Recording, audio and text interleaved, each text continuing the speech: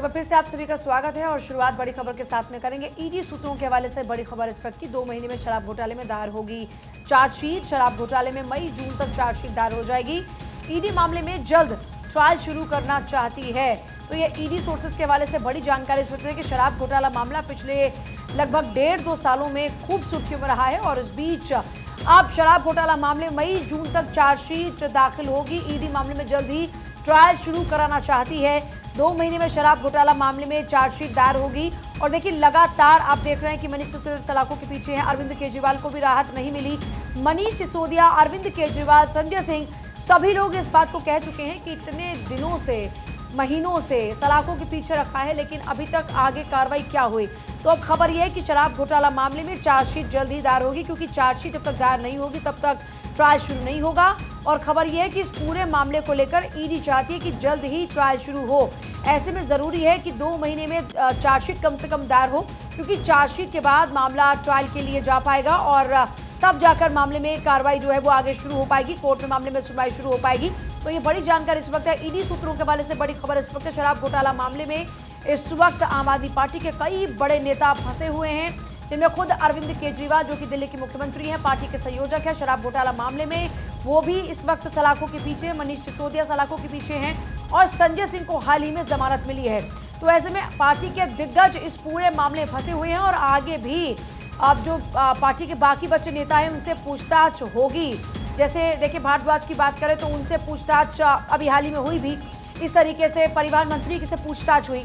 तो कुल मिलाकर देखा जाए तो आम आदमी पार्टी के कई नेता इस वक्त सलाखों के पीछे हैं और कई नेताओं से अभी भी आगे पूछताछ होनी बाकी है।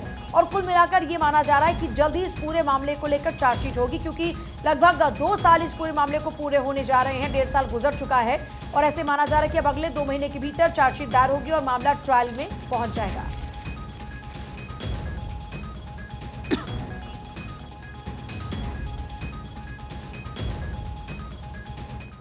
और इस बीच एक और बड़ी खबर आपको बताएंगे। केजरीवाल पर दिल्ली हाईकोर्ट का फैसला, जेल में ही रहेंगे अरविंद केजरीवाल। दैनिक जागरण के फ्रंट पेज पर इस खबर को दिखाया भी गया है और साफ साफ इसमें हेडिंग दी हुई है, केजरीवाल की गिरफ्तारी वैध, ये हाईकोर्ट की तरफ से कहा गया है। गिरफ्तारी और रिमांड को चुनौती देने वाली याचिका के साथ मुख्यमंत्री के पक्ष के सभी तर्कों को खारिज कर दिया गया। याचिकाकर्ता ने कहा कि गिरफ्तारी गलत है, ये याचिकाकर्ता की तरफ से कहा गया था। दरअसल आपको बता दें, कंपनियों से जुड़ी हुई पीएमएलए की धारा 70 का यहां पर जिक्र हुआ। ईडी ने कंपनी से की थी आपकी तुलना। हाईकोर्ट के निर्णय के खिलाफ आज सुप्रीम कोर्ट का दरवाजा खटखटा सकते हैं सीएम अरविंद केजरीवाल। तो ये बड़ी जानकारी आपको बता रहे हैं और इसमें केजरीवाल की गिरफ्तारी को हाईकोर्ट की तरफ से वैध बता दिया गया है। दरअसल आपको बता दें, अदालत ने केजरीवाल की गिरफ्तारी को वैध करार देते हुए गिरफ्तारी और ईडी की रिमांड को चुनौती देने वाली याचिका को खारिज कर दिया है। इसके पहले भी आपको याद होगा 2 और याचिका थी जिनको पहले ही खारिज किया जा चुका था। अदालत ने करीब 25 मिनट तक फैसले को पढ़ा। निर्णय को समग्रता से देखें तो किसी मौजूदा मुख्यमंत्री के मामले में हाईकोर्ट के द्वारा की गई महत्वपूर्ण टिप्पणियां नजीर बन सकती है। साथ ही इस बीच आप नेता ने कहा है कि हाईकोर्ट के इस निर्णय के खिलाफ केजरीवाल सुप्रीम कोर्ट जाएंगे और ऐसा माना जा रहा है कि हो सकता है कि आज शीर्ष अदालत का दरवाजा अरविंद केजरीवाल खटखटा सकते हैं। गिरफ्तारी और ईडी की रिमांड को बरकरार रखते हुए न्यायमूर्ति स्वर्ण कांता शर्मा की पीठ ने कहा है कि अदालत के सामने पेश की गई फाइल और सामग्री से पता चलता है कि ईडी ने कानून के आदेश का पालन किया। निचली अदालत का आदेश इन 2 लाइनों का आदेश नहीं है। तो अब उम्मीद है कि हो सकता है हाईकोर्ट निर्णय के खिलाफ अब सुप्रीम कोर्ट का दरवाजा अरविंद केजरीवाल खटखटा सकते हैं। और देखिए शराब घोटाले मामले से ही संबंधित जुड़ी हुई अगली खबर, बीआरएस नेता के कविता को कोर्ट से राहत नहीं मिली है। के कविता की न्यायिक हिरासत बढ़ा दी गई है। दिल्ली शराब घोटाले के मामले में के कविता की न्यायिक हिरासत को बढ़ाया गया है। राउज एवेन्यू कोर्ट ने 23 अप्रैल तक के लिए न्यायिक हिरासत बढ़ा दी है। वहीं दैनिक भास्कर में भी ये जानकारी दी गई है। के कविता की हिरासत 23 अप्रैल तक बढ़ा दी गई है। दिल्ली शराब नीति घोटाले से जुड़े मनी लॉन्ड्रिंग के मामले में बीआरएस नेता के कविता को राहत नहीं मिली है। कोर्ट ने उनकी न्यायिक हिरासत 23 अप्रैल तक बढ़ाई है। इससे पहले राउज एवेन्यू कोर्ट ने सोमवार को दायर अंतरिम जमानत अर्जी खारिज कर दी थी और कविता पर शराब घोटाले की साजिश में शामिल होने का आरोप है। और देखिए 100 करोड़ की फंडिंग देने का भी यहां पर आरोप है और इन्हीं आरोपों के आधार पर आगे इन्वेस्टिगेशन को बढ़ाया जा रहा है। फिलहाल के कविता की मुश्किलें खत्म होती हुई कहीं से कहीं तक नजर नहीं आ रही हैं। रंजना, बढ़ते खबरों में आके कांग्रेस नेता सुरजेवाला को इलेक्शन कमीशन का नोटिस। हेमा मालिनी के खिलाफ टिप्पणी की थी और इलेक्शन कमीशन ने 11 अप्रैल तक जवाब मांगा। तो देखिए जिस तरह से सुरजेवाला का बयान सामने आया था एक सभा के दौरान। उसके बाद से लगातार बीजेपी हमलावर है। तमाम तरह की प्रतिक्रियाएं सामने आ रही है और कांग्रेस पर एक बार फिर से सवाल उठा दिया गया। हालांकि कांग्रेस नेता सुरजेवाला को इलेक्शन कमीशन का नोटिस और हेमा मालिनी के खिलाफ जो टिप्पणी की थी उसे लेकर इलेक्शन कमीशन ने 11 अप्रैल तक जवाब मांगा है। देखिए, रणदीप सुरजेवाला ने जो हेमा मालिनी को लेकर टिप्पणी की थी उसके बाद हालांकि उनकी ओर से सफाई दी गई, लेकिन पहले महिला आयोग का नोटिस और अब इलेक्शन कमीशन ने भी उनको नोटिस जारी किया है और मामले पर जवाब मांगा है। हेमा मालिनी के खिलाफ उनकी ओर से टिप्पणी की गई थी। 11 अप्रैल तक इलेक्शन कमीशन ने भी उनसे जवाब मांगा है। आगे बढ़ेंगे, बात करेंगे तेलंगाना की। तेलंगाना सरकार के 106 कर्मचारी निलंबित हुए हैं। बीआरएस उम्मीदवार की बैठक में शामिल हुए थे। सिद्दीपेट जिला कलेक्टर मनु चौधरी ने उनको निलंबित किया है। आचार संहिता उल्लंघन का मामला दर्ज हुआ। देखिए, तेलंगाना सरकार के 106 कर्मचारी निलंबित हो गए हैं। उनके ऊपर आरोप है आचार संहिता के उल्लंघन का। बीआरएस उम्मीदवार की बैठक में दरअसल ये जो कर्मचारी थे वो शामिल हुए थे और क्योंकि देखिए आचार संहिता के तहत में जो कर्मचारी होते हैं, सरकारी कर्मचारी खास तौर पर, उनकी ओर से इस तरह की मुलाकातें नहीं हो सकती क्योंकि इससे फिर माना जाता है कि वो इन्फ्लुएंस्ड हैं और इससे चुनाव प्रभावित होता है। इस कारण से इसको चुनाव आचार संहिता का उल्लंघन मानते हुए उनके खिलाफ में एक्शन लेते हुए उनको निलंबित किया गया है। बीआरएस उम्मीदवारों की बैठक में शामिल हुए 106 कर्मचारी निलंबित हो चुके हैं। सिद्दीपेट जिला कलेक्टर मनु चौधरी ने निलंबित किया आचार संहिता के उल्लंघन मामले में यह कार्रवाई। चलिए और अब आगे बढ़ेंगे। एक और बड़ी खबर आपको बताएंगे। मुख्तार की फातिहा में शामिल होगा अब्बास। सुप्रीम कोर्ट से अब्बास को अनुमति इसकी मिल गई है। बड़ी जानकारी है, अब्बास अंसारी के गाजीपुर आने से परिवार को बड़ी राहत मिली है। अफजाल ने सुप्रीम कोर्ट के फैसले पर खुशी इसमें जताई है। तो बड़ी खबर है, पिता मुख्तार अंसारी की फातिहा में शामिल होगा अब्बास अंसारी। सुप्रीम कोर्ट ने पुलिस सुरक्षा के बीच में अब्बास को घर जाने की अनुमति दे दी है। इस बीच आगे बढ़ते हुए समाजवादी पार्टी आज जारी कर सकती है अपना घोषणा पत्र। लोकसभा चुनाव के लिए जारी करेगी अपना घोषणा पत्र समाजवादी पार्टी। अखिलेश यादव जारी करेंगे अपना घोषणा पत्र। दोपहर 12 बजे का वो समय जब घोषणा पत्र जारी किया जाएगा समाजवादी पार्टी के द्वारा। क्या कुछ वायदे किए जाते हैं, क्या कुछ कहा जाता है इस घोषणा पत्र में, देखना महत्वपूर्ण। फिलहाल कांग्रेस के द्वारा अपना घोषणा पत्र जहां पहले ही जारी कर दिया गया, वहीं अखिलेश यादव अपनी गारंटीज के साथ में, अपने वादों के साथ में आज अपना घोषणा पत्र जारी करने वाले। समाजवादी पार्टी अपना घोषणा पत्र आज जारी करने वाली है। लोकसभा चुनावों के लिए यहां पर घोषणा पत्र जारी किया जाएगा। दोपहर 12 बजे का समय जब घोषणा पत्र अखिलेश यादव जारी करने वाले हैं। नजरें लगातार घोषणा पत्र पर बनी हुई है कि समाजवादी पार्टी आखिर क्या कुछ वादे लेकर जनता के बीच में उतरती है। आने वाले 5 सालों में अगर वो जीतते हैं तो क्या कुछ उनके द्वारा कार्य किया जाएगा, ये सभी बातें घोषणा पत्र में शामिल होने वाली हैं। बढ़ेंगे खबरों में आगे। देखिए, दोपहर 12 बजे एसपी घोषणा पत्र आज जारी करेगी। बताते चले आपको कि समाजवादी पार्टी आज घोषणा पत्र जारी करने वाली है। तो चुनाव को लेकर पार्टी पूरी तरह से एक्शन मोड में है। लगातार प्रचार प्रसार का दौर जारी है। तो अखिलेश यादव आज घोषणा पत्र जारी करेंगे। कांग्रेस ने इससे पहले घोषणा पत्र जारी कर दिया है और आज दोपहर 12 बजे समाजवादी पार्टी की तरफ से घोषणा पत्र जारी की जाएगी। देखिए, सभी पार्टियों का अपना अपना जो घोषणा पत्र है वो आना शुरू हो चुका है। इस बीच बात हो रही समाजवादी पार्टी की। अब देखना होगा कि समाजवादी पार्टी इस बार अपने घोषणा पत्र में क्या क्या शामिल करने वाली है। आखिर ऐसी कौन सी योजनाएं जिनका जिक्र हो सकता है या फिर ऐसा क्या प्लान है अखिलेश यादव के पास जिसके जरिए उनको लगता है कि जनता उनके ऊपर भरोसा करेगी। तो एसपी के घोषणा पत्र को लेकर ये बड़ा अपडेट है। लोकसभा चुनाव के लिए समाजवादी पार्टी अपना घोषणा पत्र जारी करेगी, लेकिन बड़ा सवाल ये है कि अभी तो समाजवादी पार्टी उलझी हुई है प्रत्याशियों को चुनने में। ऐसे में जब बात हो रही है घोषणा पत्र की, तो इस घोषणा पत्र में इस बार क्या हो सकता है? क्या बेटियों के लिए कुछ खास हो सकता है? क्योंकि इससे पहले आपको याद होगा लैपटॉप योजना और ये तमाम योजनाएं जो थी बच्चियों को देने वाली, वो समाजवादी पार्टी की सरकार में शुरू हुई थी। लेकिन इस बार पिछली बार की बात करते हैं तो स्कूटी तक की बात थी, सिलेंडर तक की बात थी। इस बार लोकसभा चुनाव में क्या खास रहने वाला है ये देखना होगा, क्योंकि आप देखिए सबसे बड़ी बात यह है कि अलग अलग न्याय पत्र की बात कर रही है कांग्रेस महिलाओं के लिए बात कर रही है, पेंशन की बात कर रही है। अब अखिलेश जब अपने घोषणा पत्र पर काम कर रहे हैं तो उनके घोषणा पत्र में इस बार क्या होने वाला है खास, ये जरूर देखना होगा। चलिए आगे बढ़ते बात करेंगे। सुप्रीम कोर्ट ने कहा कैंडिडेट हर संपत्ति का खुलासा ना करे जब तक उसका वोटिंग पर असर ना हो। 2019 के विधायक की सदस्यता बहाल की। अब देखिए, कोर्ट ने साफ तौर पर यह कहा कि ये किसी भी वोटर का अधिकार नहीं है कि वो पूरी जानकारी प्रत्याशी की हासिल करे, क्योंकि देखिए ये एक बड़ा सवाल उठता है। और यहाँ देखिए कोर्ट ने ये बड़ी बात कही, प्रत्याशियों को अपनी हर चल संपत्ति उजागर करने की जरूरत नहीं है। लोकसभा चुनाव की गहमागहमी के बीच में सुप्रीम कोर्ट ने उम्मीदवारों को लेकर मंगलवार को ही एक अहम फैसला सुना दिया। शीर्ष कोर्ट ने कहा कि चुनाव लड़ने वाले प्रत्याशियों को उनके या आश्रितों के स्वामित्व वाली हर चल संपत्ति का ब्यौरा देने की आवश्यकता नहीं है। जब तक कि काफी कीमती या विलासितापूर्ण जीवन शैली को ना दर्शाती हो।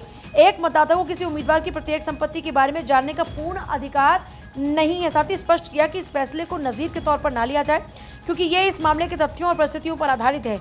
इस टिप्पणी के साथ ही जस्टिस अनिरुद्ध बोस और जस्टिस संजय कुमार की पीठ ने गुवाहाटी हाईकोर्ट की ईटानगर पीठ के 17 जुलाई 2023 का जो फैसला था उसको रद्द करते हुए 2019 में अरुणाचल प्रदेश की तेजू विधानसभा सीट से निर्दलीय विधायक चुने गए कारिको क्री के निर्वाचन को बरकरार रखा।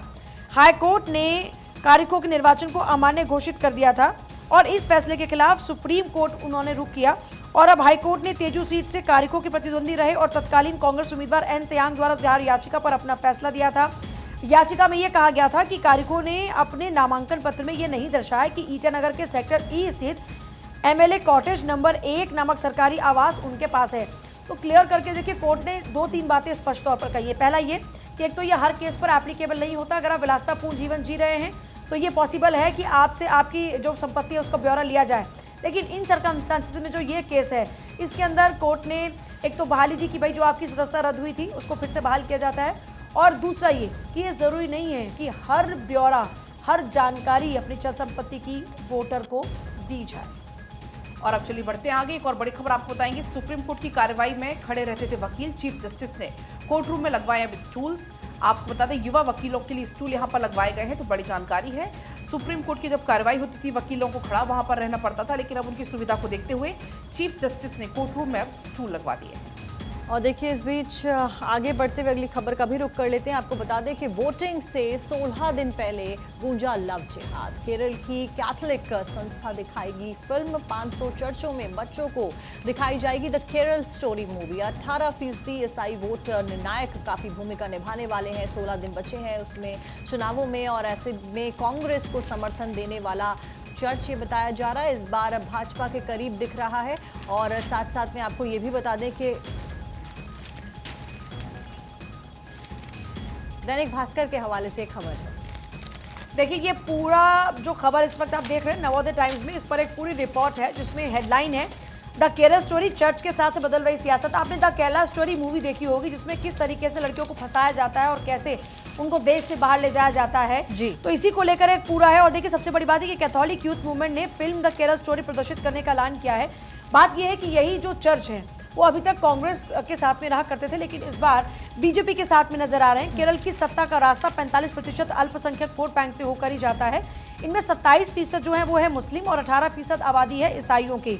ये अल्पसंख्यक कांग्रेस के नेतृत्व वाले यूनाइटेड डेमोक्रेटिक फ्रंट यानी कि यूडीएफ का पारंपरिक वोट बैंक है, और भाजपा इस वोट बैंक में सेंध लगाने की तैयारी कर रही है। इसमें उसे अप्रत्यक्ष तौर पर चर्च का भी साथ मिल रहा है। यहाँ एक बार फिर से लव जिहाद जो मुद्दा है वो इस वक्त गरमाया हुआ है, और इसकी पहल चर्च के एक संगठन की ओर से की गई। इडुक्की सूबा ने अपने वार्षिक ग्रीष्मकालीन कैटेकिज्म में जो कार्यक्रम है उसमें कक्षा 10 और 12वीं के छात्रों के लिए 4 अप्रैल को फिल्म द केरला स्टोरी प्रसारित की, और इसी के बाद जो ये पूरा मामला है वो ज़्यादा गर्माता हुआ नजर आ रहा है। और सबसे इंपॉर्टेंटली देखिए, जब केरल की बात करते हैं तो वहाँ पर जो लव जिहाद का इशू है, मूवी में भी आपने, अगर आप लव जिहाद को लेकर अगर आपने द केरला स्टोरी मूवी देखी है तो उसमें आपने देखा होगा कि किस तरीके से लव जिहाद वहाँ पर काम करता हुआ नजर आता है। मतलब साक्षी कुछ एड ऑन करना चाह रही हैं? बिल्कुल पूजा, दैनिक भास्कर की ये हेडलाइन, और इसमें लिखा है कि केरल की सबसे बड़ी कैथोलिक संस्था 500 चर्चों में बच्चों को फिल्म दिखाएगी। फ्रंट पेज पर ये हेडलाइन दी गई है। और अहम बात यह कि केरल में 20 लोकसभा सीटों पर 26 अप्रैल को एक ही चरण में वोटिंग होनी है। और इस बीच यहाँ पर यह भी बताया गया कि भाजपा 3 साल से सायरो चर्च को अपने पक्ष में करने की कोशिश कर रही है। पीएम नरेंद्र मोदी भी चर्च के बिशप से कई दौर की बातचीत कर चुके हैं, और महीने पहले चर्चों ने भाजपा से दूरी बना ली। अब लव जिहाद के विरोध पर वो चर्च के साथ में सुर मिला रही है। बड़ी खबरों में आगे, मौलाना महमूद असद मदनी को नोटिस जारी किया गया। अवैध हलाल प्रमाण पत्र मामले में नोटिस जारी हुआ है। बड़ी खबर, मौलाना महमूद असद को नोटिस, अवैध हलाल प्रमाण पत्र मामले में नोटिस जारी किया गया। यूपीएसटीएफ ने पूछताछ के लिए नोटिस जारी किया है। तो ये बड़ी जानकारी आपको दे रहे, मौलाना महमूद असद मदनी को नोटिस जारी हुआ है। इस पूरे मामले को लेकर अब आगे जांच पड़ताल की जाएगी। अवैध हलाल प्रमाण पत्र के मामले में नोटिस जारी, यूपीएसटीएफ ने पूछताछ के लिए नोटिस जारी किया है। मौलाना महमूद असद मदनी को नोटिस जारी हुआ है। अवैध हलाल प्रमाण पत्र मामले में यह नोटिस जारी हुआ है, और यूपीएसटीएफ ने पूछताछ के लिए नोटिस जारी किया है। यानी कि अब मदनी से आगे पूछताछ होने जा रही है, और इस पूरे मामले को लेकर जाहिर तौर पर मदनी के साथ जो है वो सवाल जवाब होंगे और इन सवालों का जवाब मदनी को देना होगा। आगे बढ़ते हुए बात करेंगे चुनाव के आगे पीछे विदेशी निवेश ज्यादा, चुनाव में शेयरों पर दांव लगाती रही हैं विदेशी संस्थाएं। इस साल की अगर बात करते हैं तो फरवरी से अचानक से जो ट्रेंड है वो पलटा है, जिस बात का जिक्र हो रहा है। यानी कि चुनाव देखिए जब आते हैं तो आम तौर पर आप देखते हैं कि बहुत सारे चेंजेस, बदलाव होते हैं, अलग अलग इन्वेस्टमेंट स्टार्ट होती हैं। तो चुनाव के आगे पीछे अगर बात करते हैं तो विदेशी निवेश ज़्यादा, चुनाव में शेयरों पर दाव लगाती रही हैं विदेशी संस्थाएं। इस साल की ही अगर बात करते हैं तो फरवरी से अचानक से जो ट्रेंड है वो पलटा, जिस बात का जिक्र हो रहा है। यानी देखिए चुनाव में अपार अपने लिए ये मानकर चलिए कि उम्मीदें सबको होती हैं और ऐसे में जो विदेशी निवेश है कई दफ़ा शेयर के अंदर वो भी बढ़ जाता है। और इसी बात का जिक्र, इसी को प्रदर्शित करती एक रिपोर्ट है कि चुनाव के आगे पीछे जो विदेशी निवेश है वो ज़्यादा है, लेकिन शेयरों पर दाव लगाती रही है विदेशी संस्थाएं। इस बार की अगर बात करें तो कुछ ट्रेंड बदलने की बात हो रही है कि इस साल जो फरवरी से ट्रेंड है वो अचानक से बदला है। और अब चलिए आगे बढ़ेंगे। बड़ी खबर आपको बताएंगे, छोटे दलों को क्यों साधते हैं बड़े दल, ये बड़ा सवाल है। क्योंकि 2019 में छोटे दलों ने बड़े दलों को दिलाई थी 20 सीटें। 51 सीट जीतने वाले 14 दल एनडीए के साथ, 78 सीट जीतने वाले 16 दल इंडिया अलायंस के साथ। और यही वजह कहीं ना कहीं है कि हर एक छोटे दल पर भी पार्टियों का खास फोकस होता है, क्योंकि कब छोटे दल कौन सी कहां पर अहम भूमिका निभा जाए ये कोई नहीं जानता। देखिए छोटे दलों की भूमिका इसलिए बढ़ जाती है क्योंकि राज्यों की अगर आप बात करते हैं तो राज्यों के अंदर ये जो छोटे दल होते हैं इनका अपना एक वोट बैंक होता है और ऐसे में बड़े दलों की जहां तक पहुंच नहीं होती है। अब मान लीजिए कि उत्तर प्रदेश की बात करें, हरियाणा जैसे राज्यों की बात करें, राजस्थान जैसे अगर राज्यों की बात करें, तो यहाँ पर वो जो दल हैं अब उनका एक वोट बैंक की वजह है वहाँ का जो वोट परसेंटेज है। मान लीजिए हरियाणा की आप बात करते हैं तो हरियाणा में जाट वोट बैंक जो है उनकी तादाद बहुत ज़्यादा है। ऐसे में पहले INLD जैसा दल था, उसके बाद में JJP भी आ गया। तो इस तरीके से कई जो रीजनल पार्टीज रहती हैं उनकी भूमिका बड़ी रहती है। जैसे देखिए हरियाणा में बीजेपी ने JJP के साथ में गठबंधन के तहत में सरकार बनाई। अब यूपी में आते हैं तो वहाँ पर देखिए समाजवादी पार्टी है, वहाँ पर बसपा है, क्योंकि अलग अलग जो वोट बैंक्स होते हैं उनकी झंडा बुलंदी के लिए कुछ जो राजनीतिक दल हैं वो अपनी राजनीतिक रोटियां सेकने के लिए भी उनका उदय होता है और उनके हितों की बात, उनके मुद्दों की बात करते हैं और उनकी अपने वोट बैंक में पकड़ होती है। तो जहाँ तक रीजनल पार्टीज की बात है उनके वोट बैंक को साधने के लिए बड़ी पार्टीज उनका सहारा लेती हुई नजर आती है। और देखिए इसी बीच अगली खबर का रुख करते हैं। वो बात कहाँ जनता के मुद्दे गौर नहीं आता, प्रत्याशी समर्थक दे जाता पर्ची। 60 से 70 के दशक में जनता तय करती थी मुद्दे, अब नेता सीधा संवाद करते थे और इस बीच अब मुद्दे तय किए जा रहे हैं। 60 से 70 के दशक में जनता तय करती थी मुद्दे, लेकिन अब दौर बदल गया है। देखिए ऐसा इसलिए कहा जा रहा है, आपको याद होगा आज़ादी की बात से अगर आप बात करते हैं तो वो नेताओं का दौर अलग था। नेता सीधे सीधे तौर पर लोगों के बीच में रहा करते थे, जो लोगों के मुद्दे हुआ करते थे उनके साथ में कनेक्ट हुआ करते थे। जब चुनावी घोषणा पत्र तैयार हुआ करते थे तो सीधे तौर पर जो जनता के मुद्दे हुआ करते थे ग्रास रूट पर, उन मुद्दों को उठाया जाता था। लेकिन आज की अगर बात करते हैं तो अगर आप देखिए 2024 के ही चुनाव की बात करते हैं तो जनता के बहुत सारे मुद्दे हैं, लेकिन जनता के मुद्दों से इतर बात दूसरे विषयों पर हो रही है। फॉर एग्जाम्पल अगर आप बात करते हैं अभी तो कांग्रेस के अपने अलग मुद्दे हैं, बीजेपी के अलग मुद्दे हैं और जनता के अलग मुद्दे हैं। जैसे दिल्ली की अगर बात करते हैं तो दिल्ली में पॉल्यूशन, यहाँ पर ट्रैफिक की समस्या लोगों के लिए एक बड़ी समस्या है, लेकिन क्या चुनाव में आपको ये कहीं गूंज सुनाई दे रही है? इसीलिए कहा जा रहा है कि वो बात अब कहाँ, जनता के जो मुद्दे हैं वो गौण हो गए हैं। 60-70 के दशक में कई आंदोलन भी हुए, उसमें जनता के मुद्दे उठे, नेता सीधे सीधे संवाद किया करते थे, लोगों के बीच में रहा करते थे, लेकिन आज दौर बदल गया है।